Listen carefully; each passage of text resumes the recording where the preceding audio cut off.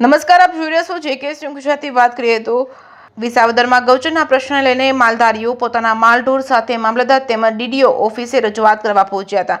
વિસાવદરમાં ગૌચરના પ્રશ્ન લઈને માલધારીઓ પોતાના માલઢોર લઈને મામલતદાર તેમજ ડીડીઓ ઓફિસે પહોંચ્યા હતા અને વાત કરવામાં આવે તો વિસાવદરના લેન્ડ ગ્રેબિંગ થયું હોય તે જમીનમાં તંત્રની મીઠી નજર હેઠળ ખેડૂત દ્વારા વાવેતર થયું અને વિસાવદરના સર્વે નંબર 280ની જમીન ગૌચરની જમીન હોય અને ખેડૂત દ્વારા તે જમીન પચાવી પાડીને વાવેતર કરતા હોય તેવી જાણ વિસાવદરના જાગૃત નાગરિક જયેશભાઈ દેવમુરારીને થતા વિસાવદર મામલતદારને તારીખ 29/1/2021ના રોજ અરજી કરેલ હોય. ત્યારબાદ માલધારીઓ દ્વારા પણ પોતાના પશુધન લઈ વિસાવદર મામલતદાર ઓફિસનો ઘેરાવ કર્યો હતો. ત્યારબાદ વિસાવદર વહીવટીતંત્રના અધિકારીઓ દ્વારા તપાસ ચાલુ છે તેનું નાટક કરીને તારીખ 3/7/2023ના રોજ ખેડૂત ઉપર લેન્ડ ગ્રેબિંગનો ગુનો દાખલ કરવામાં આવેલ છે. પોલીસ દ્વારા ખેડૂતની ધરપકડ કરીને જેલ હવાલે કરેલ.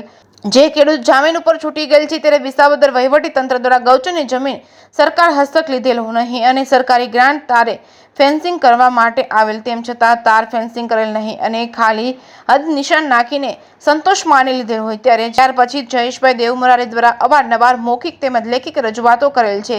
સર્વે નંબર 280ની ગૌચર જમીન ઉપર ખેડૂત દ્વારા વહીવટીતંત્રએ નાખેલા હદ નિશાન કાઢીને વાવેતર કરેલ હોય તેમ છતાં વહીવટીતંત્ર દ્વારા કોઈપણ પ્રકારની કામગીરી કરેલ નહીં હોય તેવા સવાલ ઉઠી રહ્યા છે.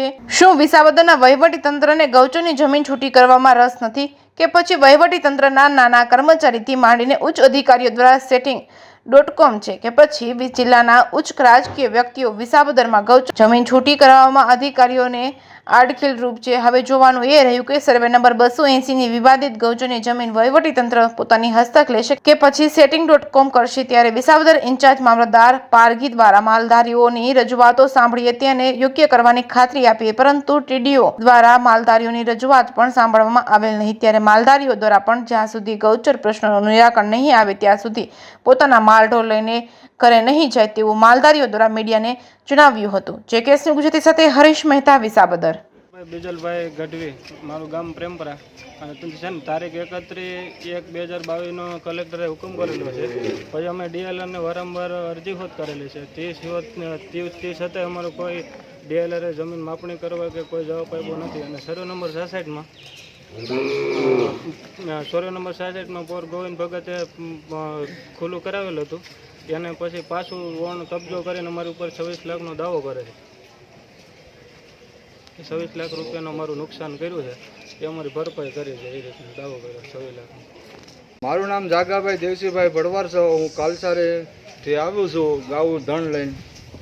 અમારી માંગ એટલી છે સરકાર પાસે કે અમારે હદમાં ગૌચર છૂટું થાય છે એમાં ખાંભા નાખતા જાય છે, વાહે ખાર મારતા જાઓ અને દંડ કરતા જાઓ અને છૂટું કરતા જાઓ કે વાહ ધણ સરતું જાય. ટીકરે કલેક્ટરને સોમનાથ જિલ્લાના કલેક્ટરે જો તાત્કાલિક એવી રીતે કામ કર્યું તો એવી રીતે અહીંના કલેક્ટરને જુનાગઢના કલેક્ટરને શું વાંધો આવે છે? તો ગુના અંદાજમાં દાખલ કરતા જાઓ કાયદેસર રીતે અને અમારું કામ કાયદેસર છૂટું કરજો. અમારે 5 માંગ છે, 5 માંગ અમને પૂરી કરી આપો. ખાંભા નાખતા જાય છે, વાવતા જાય છે તો છૂટું કરવાનું એમ હોય. વાહ ખારે મારતા જાઓ, અંધું કરતા જાઓ, વાહ ધણ સરતા જાય. પછી ગૌચરની અંદર જો ટીસી આવતા હોય એ ઉતારતા જાય જીએબીની સાથે રાખીને અને લેન્ડ કંપની ગુનો દાખલ કરતા જાય. અટાણ લગી વાયવો એને વસૂલાત કરતા જાય સરકાર. મારું નામ હાજાભાઈ કુશાભાઈ ભડવા, ખોડિયા માલધારી.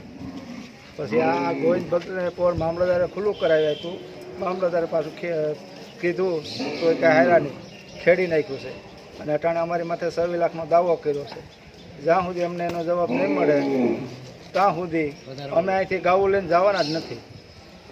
એક વાર ખુલ્લું કરાવે છે, એક વાર પછી પાછા અમારી માથે દાવા નાખવું.